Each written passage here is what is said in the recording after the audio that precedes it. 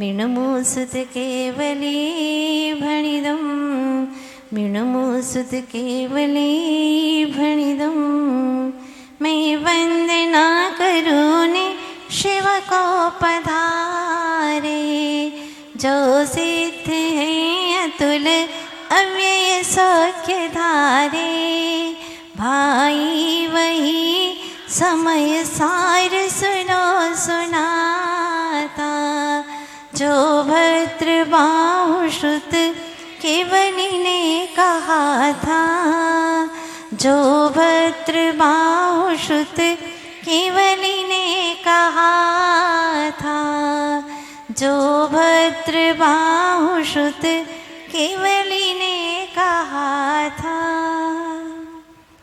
आदि तीर्थंकर श्री आदिनाथ भगवान की, श्री 24 तीर्थंकर भगवान की, श्रीमद् भद्र बाहुश्रुत केवली भगवान की, श्रीमद् कुंद कुंदाचार्य देव की, संत शिरोमणि अध्यात्म योगी आचार्य गुरुदेव श्री विद्यासागर जी महाराज की, अहिंसामय विश्व धर्म की, वंदनीय आरिका रत्न 105 पूर्णमती माता जी की, वंदनीय आरिका संघ की। ये जानते हुए भी कि अकेले में रहने में बहुत शांति है, कोई आकुलता नहीं, कोई विकल्प नहीं, इसके बावजूद भी यह जीव भयभीत होकर के दिन भर भीड़ में ही जीना पसंद करता है। उसे ये लगता है कि अकेला रहूंगा तो मैं असुरक्षित हो जाऊंगा, जबकि सच यह है कि जितना अकेला होगा उतना सुरक्षित होगा, और जितना भीड़ में रहेगा, कर्मों के बंधन में, कर्मों के संबंध में रहेगा, नौकर्मों के संबंध में रहेगा, उतना ही असुरक्षित होता चला जाएगा।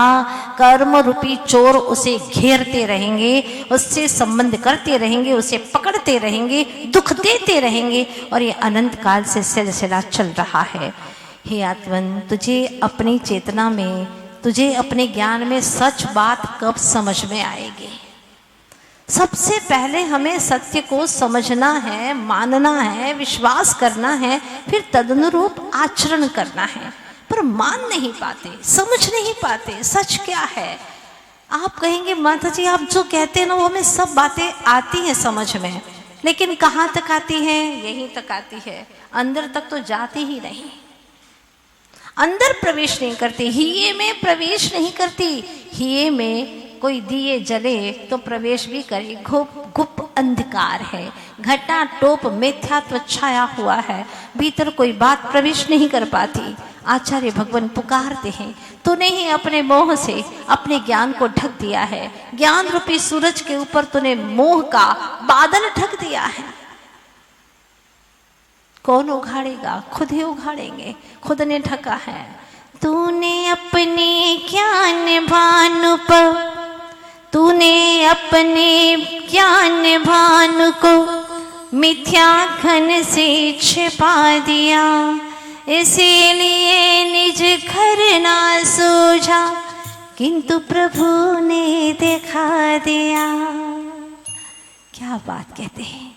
प्रभु तो दिखाने के लिए बैठे हैं, जिन्होंने अपना निज घर देख लिया, निज परमात्मा का अनंत वैभव देख लिया है, अद्भुत वैभव जो 3 लोक में कहीं नहीं है, सब जगह जड़ ही जड़ वैभव है, और भीतर चैतन्य वैभव, चिन्मय वैभव, अटूट अखूट वैभव है, जिसका अनुभव करते करते अनंत अनंत काल बीत जाए पर खूटता ही नहीं। ऐसा अद्भुत अनंत वैभव है, और तुम अपने बेटे से कहते हो कि कमाएगा नहीं तो एक दिन खूट जाएगा, चाहे कितना ही धन हो, कमाएगा नहीं, नया भंडार नहीं भरोगे तो खत्म हो जाएगा।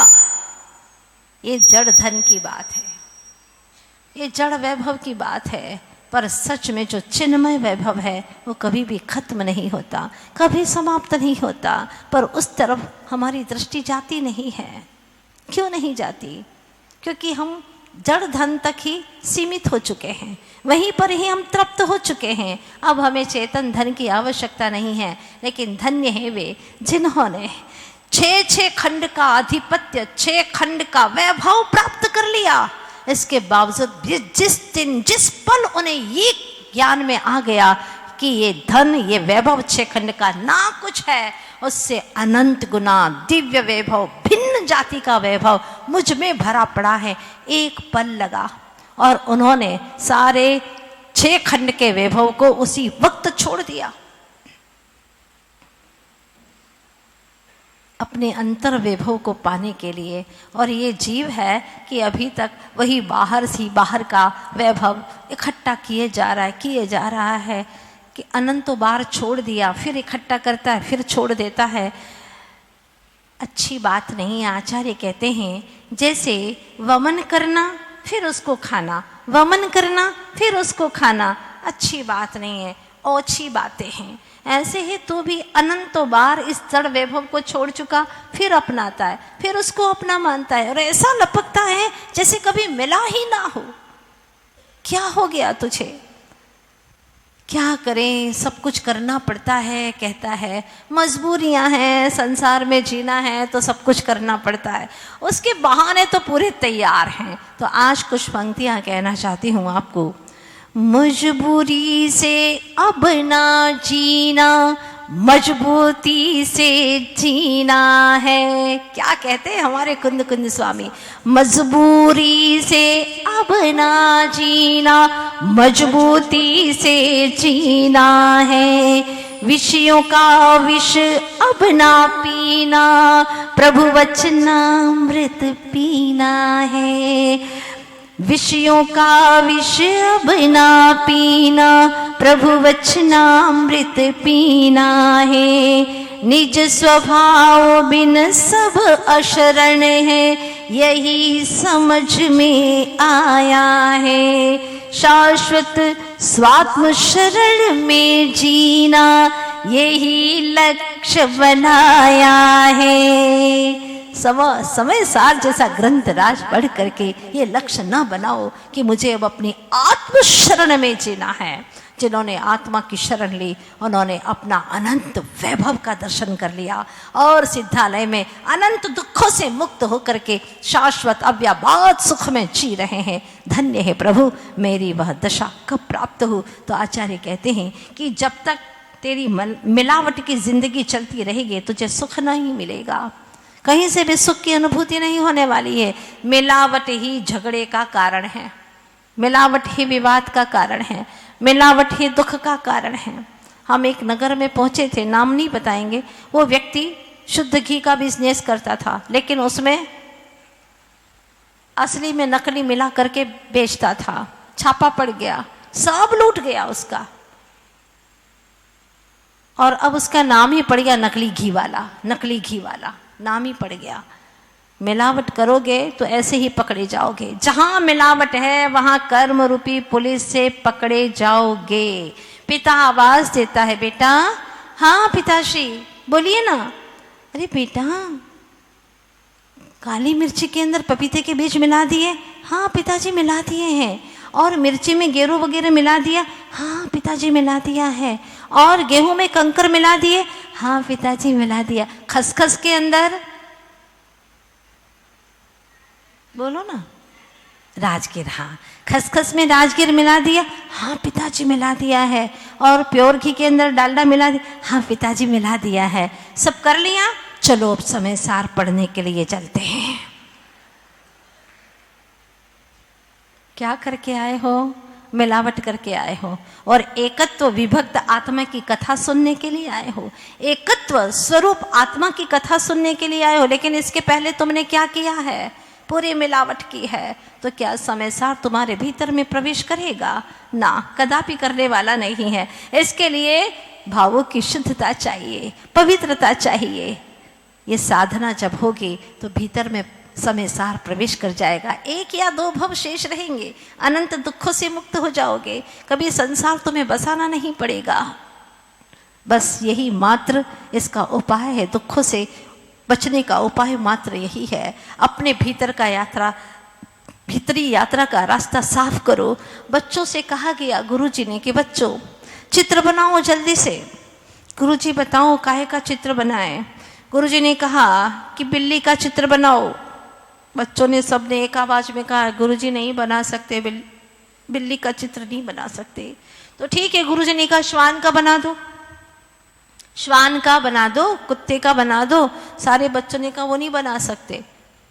तो ठीक है, गुरुजी ने कहा सब गधे हो तो गधे का ही बना दो तुम चित्र, गधे का बना दो। बोले गुरुजी नहीं बना सकते गधे का, ये नहीं बना सकते, वो नहीं बना सकते। पक्षियों के कई नाम लिए, लेकिन सारे बच्चों ने कहा गुरुजी नहीं बना सकते। तो क्या बनाओगे, तुम ही बताओ।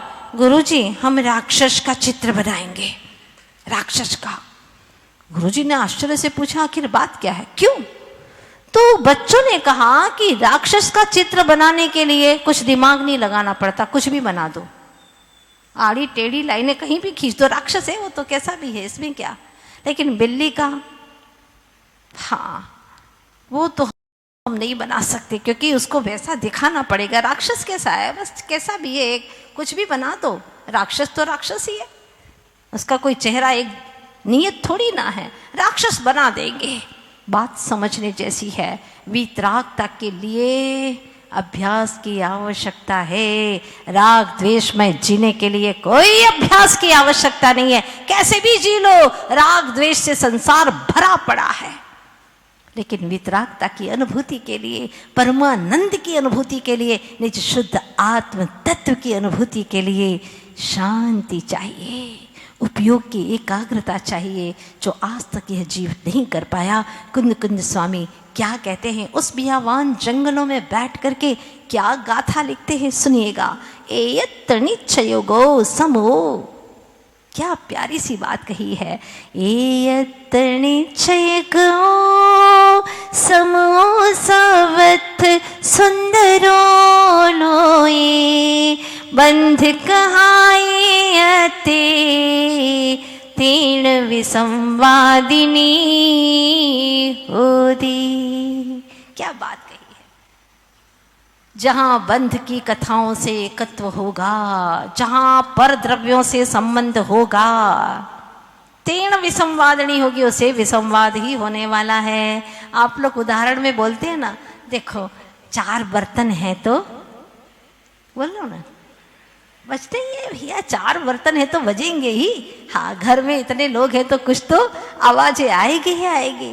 क्या मतलब है, जितना पर से संबंध करोगे उतना ही विसंवाद होगा, और जितना पर से संबंध तोड़ दोगे, एक अकेले हो जाओगे, आत्म संवाद होगा,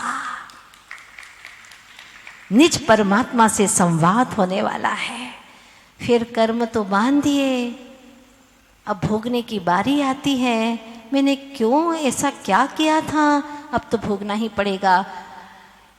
कर्म तो बहुत तेजी से बांध दिए, और माला हल्की फुल्की बिना भाव की फेर रहा है, तो कैसे तेरा काम होने वाला है, बहुत मुश्किल है। गुजराती में कहावत है ने, कर्म होय काळा तो शू करिए माड़ा, कर्म होय काळा तो शू करिए माड़ा, કર્યું હોય એ તો ભોગવવું પડે ના વાલા, જો કર્યું હોય એ તો ભોગવવું જ પડે વાલા।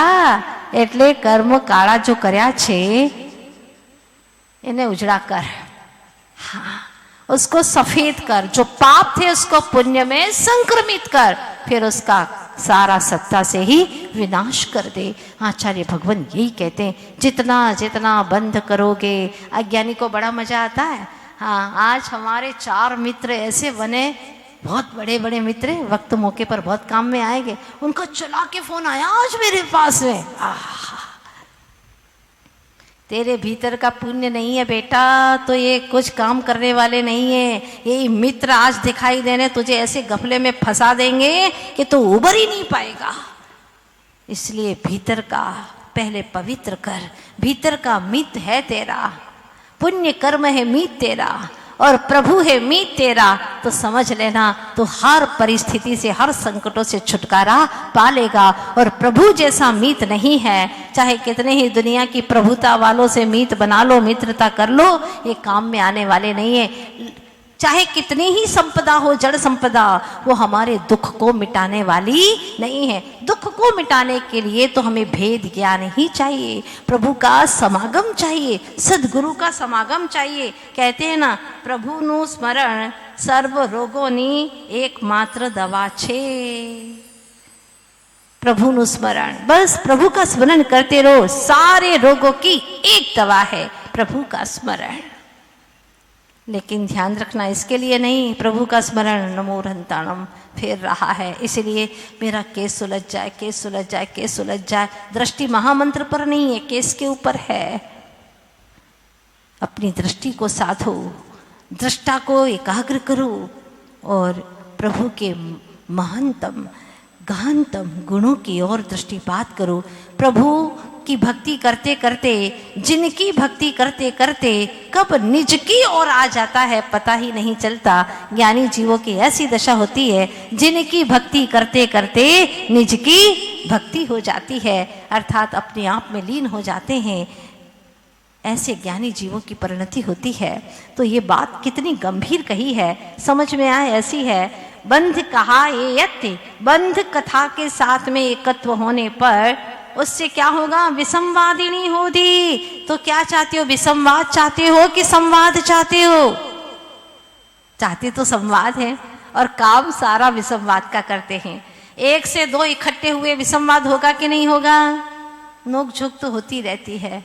हाँ, क्या करें, अब चलाना ही पड़ता है, जैसे तैसे जिंदगी अब गुजारना ही पड़ता है। वो 7 चक्कर लगाए थे तो जिंदगी भर लगाते रहो, अब करते रहो लल्लू चप्पू उनकी। बस दुख बढ़ता जाता है, उलझने बढ़ती जाती है, समस्या बढ़ती जाती है और उसी को स्वीकारते हुए यह चलता है। जब पराधीन होकर के आप इतनी समस्याएं, इतनी विघ्नों को सामना कर सकते हो, तो स्वाधीन होकर के कर्मों से मुकाबला क्यों नहीं कर सकते? क्यों कषायों का हम समापन नहीं कर पाते? क्यों हम पापों को विदाई नहीं दे पाते?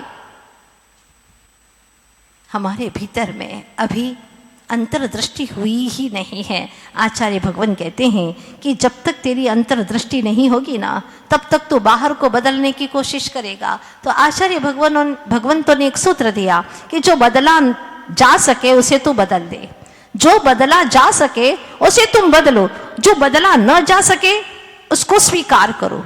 जो बदला न जा सके उसे स्वीकार करो और जो स्वीकारा न जा सके, जो स्वीकारा भी न जा सके तो क्या करो, उससे दूर हो जाओ और स्वयं को खुश रखो। बस यही मात्र जीने का एक तरीका है, अपने आप को खुश रखो।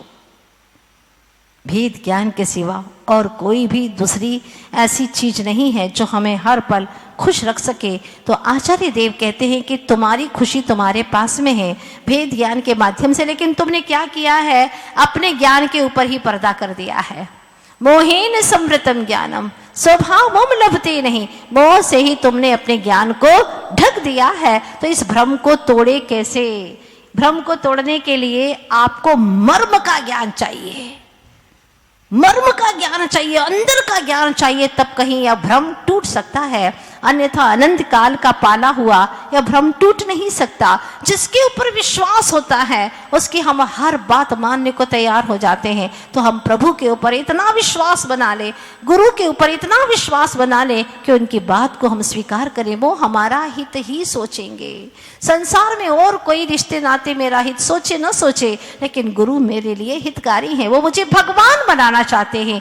ऐसा विश्वास करे, ऐसा श्रद्धान करे जैसे एक वैद्य वनस्पति को एकत्रित करके उसकी परम दिव्य औषधि बनाना चाहता था, लेकिन वह वनस्पति बहुत गहराई में खाई में थी। अब सोच रहा था कि खाई में कैसे जाऊं, कैसे करूं कि यह दिव्य औषधि के लिए मुझे वनस्पति मिल सके। उसने अपने बेटे को तैयार किया, बेटा मैं तुझे उस खाई में भेजूंगा रस्सी से बांध करके। बताओ पिताजी फिर क्या करना है? फिर तुमको जैसे ही मैं उस खाई में उतारूंगा, लगभग 150 फीट की गहरी खाई है, उसमें तुम्हें उतारूंगा बियावान जंगल के अंदर। पिताजी आप तो बोलते जाओ, फिर क्या करना है? कुछ नहीं बेटा, फिर मैं जैसे तुम्हें उतारूंगा तुम रस्सी खोल देना, और रस्सी खोलने के बाद में जो वहां पर वनस्पति है उसको तुम इकट्ठी करके उसमें बांध करके रस्सी में बस छोड़ देना। फिर पिताजी बस मैं ऊपर ले लूंगा और फिर दोबारा उसने ये नहीं कहा कि फिर मैं क्या करूंगा, नहीं, उसे पता है कि पिता है ना, वो मेरे बारे में अच्छा ही सोचेगा। उसने कहा पिताजी ठीक है। फिर पिता ने कहा और आगे नहीं पूछेगा? क्या पूछना पिताजी, आप तो है ना सब कुछ करने वाले, तो मुझे पूछने की क्या जरूरत है। तो बेटा मैं दोबारा फिर रस्सी डालूंगा, फिर तू अपने कमर में रस्सी बांधना और मैं तुझे ऊपर की तरफ खींच लूंगा। बात हो गई। बच्चे को कमर से रस्सी बांध करके भीतर की ओर डाल दिया। वो चला जा रहा है बिल्कुल निश्चिंतता से, क्योंकि रस्सी किसके हाथ में है?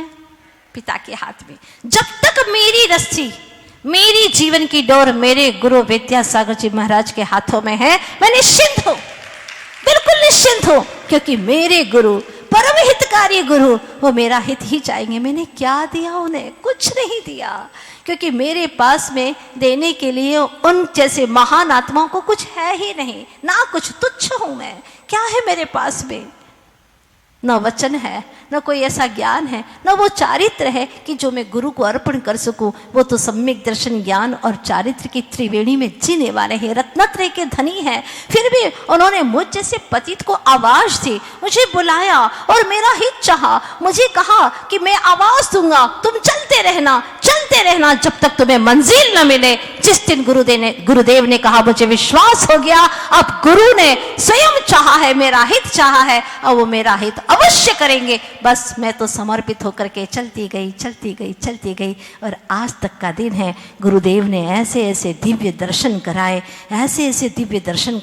ये सब गुरु की महिमा है। इसीलिए हम गाते हैं गुरु की महिमा वर्णी न जाए, गुरु नाम जपो मन वचन गाए। भीतर से चाहिए ऐसा समर्पण, अहंकार में मैं कुछ हूं, तुम्हारा धन, तुम्हारी दौलत, तुम्हारा रूप, तुम्हारा सौंदर्य, तुम्हारी प्रसिद्धि, तुम्हारी ख्याति, सब कुछ भी काम की नहीं है। एक श्रद्धा इतनी अनमोल है, जो एक श्रद्धा पतित को पावन बना देती है, पशु को परमेश्वर बना देती है। इतनी सामर्थ्य है श्रद्धा के अंदर। इसलिए अपनी श्रद्धा को उद्घाटित करूं।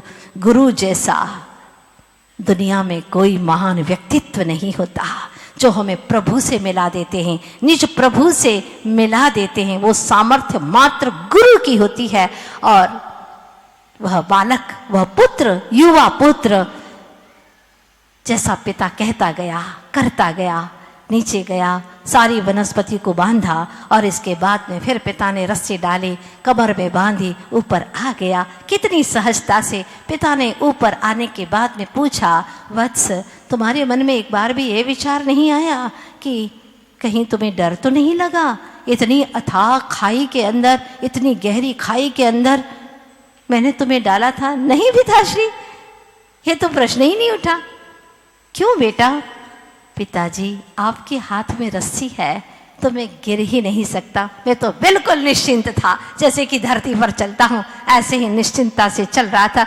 जैसे श्वासें लेते हैं सहजता से, ऐसे ही सहजता से मैं श्वास की भांति ऊपर आ रहा था। वाह बेटा वाह, काश ऐसा ही हमारा विश्वास, ऐसी ही श्रद्धा जिन शासन के ऊपर हो जाए तो समझ लेना तुम्हारा उद्धार हो ही गया है। एक या दो भव शेष रहेंगे और संसार से मुक्ति मिल जाएगी। बस श्रद्धा को उद्घाटित करो।